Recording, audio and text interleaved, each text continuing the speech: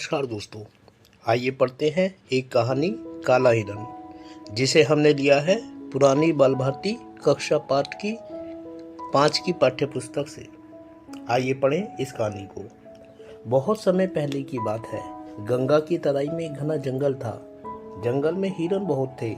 जंगल के बीचों बीच एक झील थी। सबको पानी पीने के लिए इसी झील पर आना पड़ता था। हिरनों के लिए चारों ओर खतरा था। दोपहर को हिंसक जानवर खा पीकर सुख की नींद सो जाते थे। हिरनों के लिए पानी पीने का यही सबसे अच्छा समय था। जंगल में हिरनों के कई झुंड थे। सबसे सुंदर बड़े झुंड में लगभग 50 हिरन थे।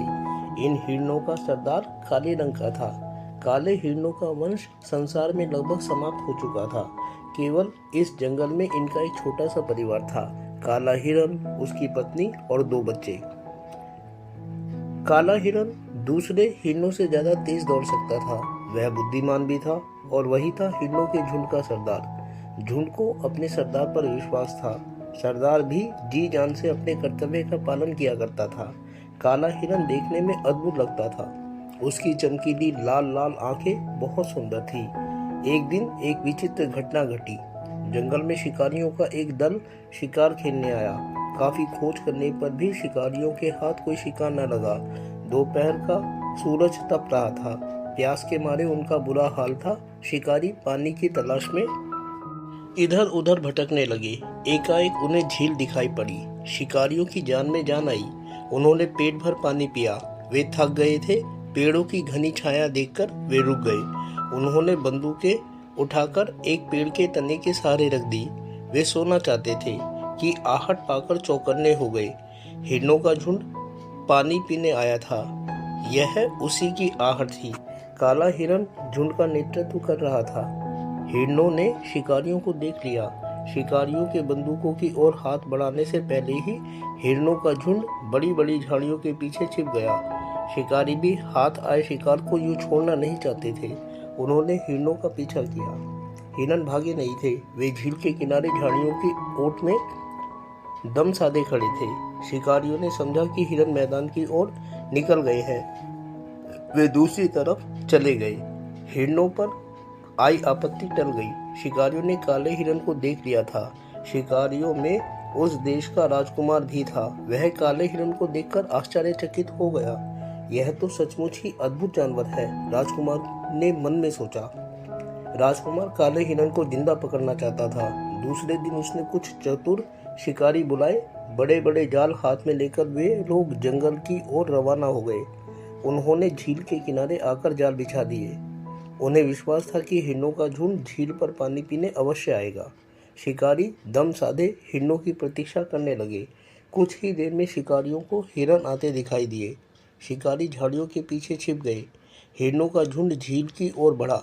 काला हिरन झुंड के आगे आगे चल रहा था। शिकारी उसे घेरना चाहते थे। एक शिकारी झाड़ियों की ओट लेता हिरनों के पीछे पहुंच गया।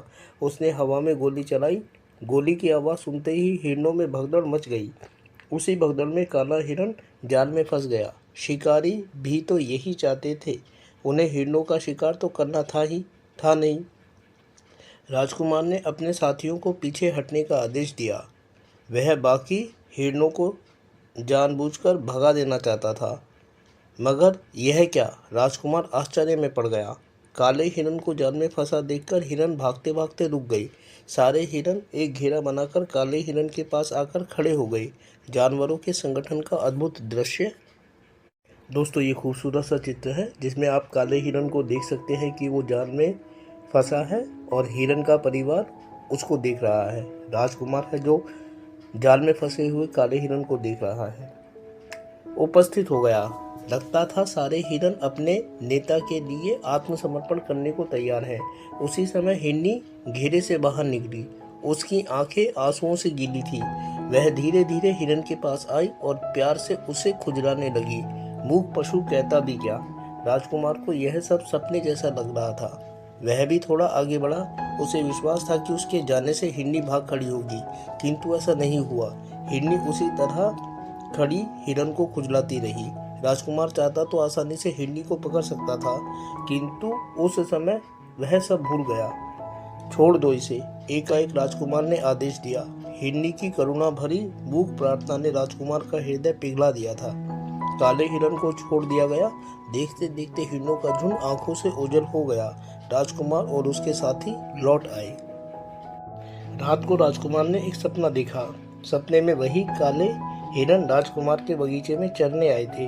राजकुमार की आंखें खुल गई। दिन निकलने वाला था। राजकुमार ने खिड़की खोलकर बाहर देखा। सचमुच काला हिरण और हिरनी बगीचे में खड़े थे। राजकुमार तुरंत बगीचे में गया। उसने हिरणों को प्यार से पुचकारा। कुछ देर तक तो हिरण और हिरनी राजकुमार के पास खड़े रहे, फिर छलांग लगाकर जंगल की ओर भाग गए। उस दिन के बाद वे दोनों हर रोज राजकुमार के बगीचे में आने लगे। कुछ दिन बाद राजकुमार राजा बन गया। राजा बनते ही उसने जंगली जानवरों के शिकार पर रोक लगा दी। जंगल के सभी जानवर निर्णय सुनकर बहुत खुश से रहने लगे। दोस्तों, चंद्रदत्त इंदु ने इस कहानी को लिखा है।